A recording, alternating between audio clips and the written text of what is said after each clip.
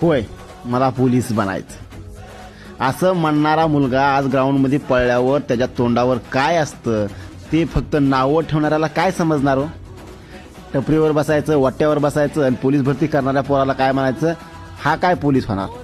अरे बेट्या, तू एकदा 1600 मीटर माळून बघ, तुला 5 मिनिट आणि 10 सेकंद जर कळाली तर तू खरा म्हणायचं.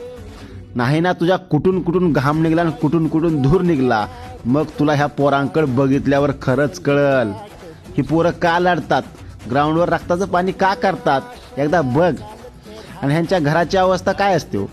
वडिलाच्या चेहऱ्यावरच्या सुरकुत्या बघा, आईच्या अंगावरची साडी बघा, ह्यांच्या हे सर्व कोण बदलणार?